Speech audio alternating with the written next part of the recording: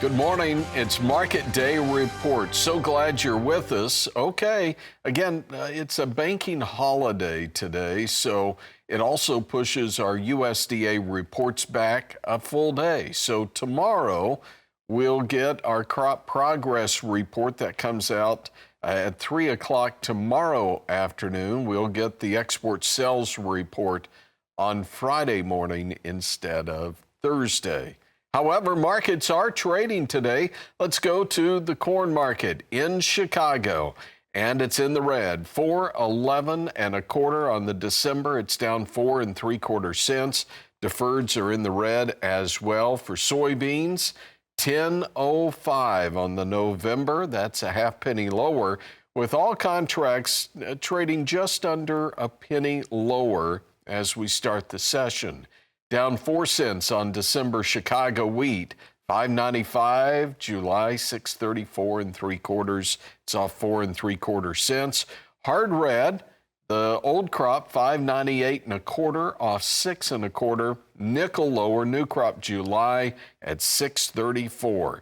And spring wheat trading 6 3/4 lower on the D's at 6.37.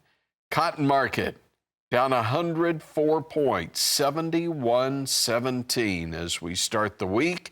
And we start the week with Tommy Grisafi. Tommy's with Advanced Trading. Welcome back.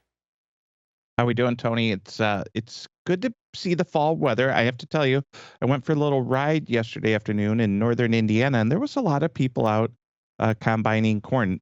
Didn't see many bean fields. I don't know if there's any bean fields left really around here. Farmers are finishing up beans.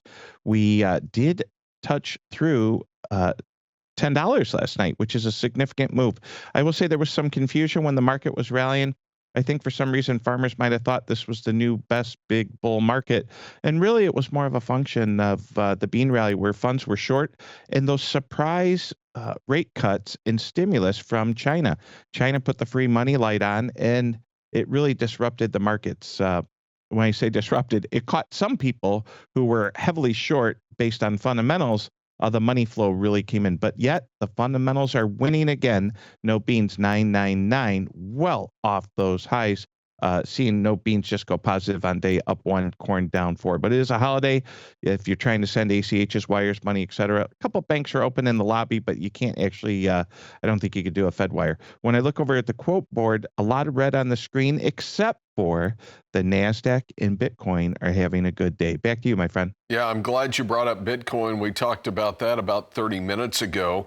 And we haven't talked about this one this morning, but if we can bring up crude oil futures, we are trading lower to start the morning with November off $1.03 at 74.53. But the fact that we're talking about $74 oil as OPEC is already expecting further cuts to demand, it all comes back to China, doesn't it?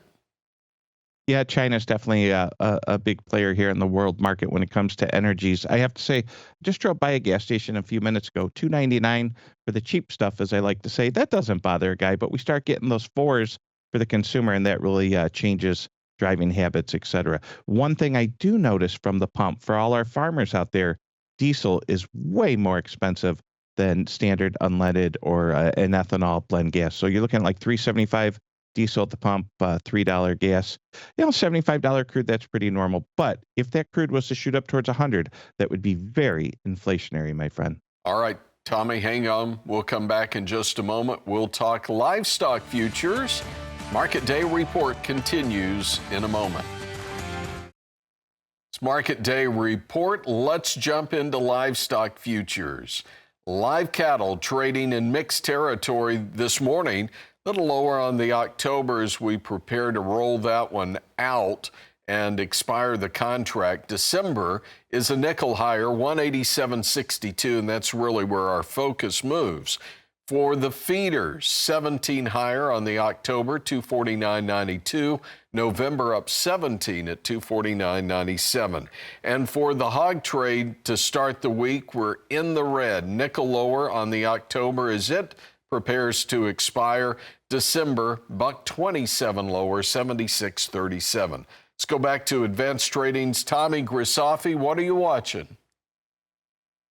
I'm watching me watching you and the TV here on my screen. I'm thinking that it's a very slow day. It's a holiday. Wall Street's very quiet. I think many people come in today thinking it's Monday and they forget it's a holiday. They say, "Where are exports? Where's this?" The markets are thin. Cattle easily could go up a dollar, higher, down a dollar, but I'm still looking for that day in cattle where we lose our bid and we have that down 400 or 500 day. That could come at any time. Still helping people protect with futures options, LRP. You have choices. I will say this, we didn't talk about it. I know we're running out of time.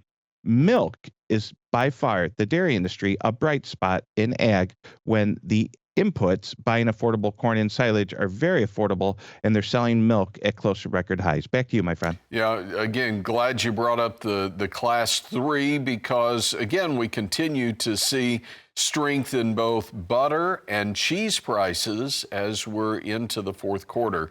But class 3 milk down 11 on the November at 20.92. Tommy Grisafi's with Advanced Trading. Tommy, we'll see you again soon.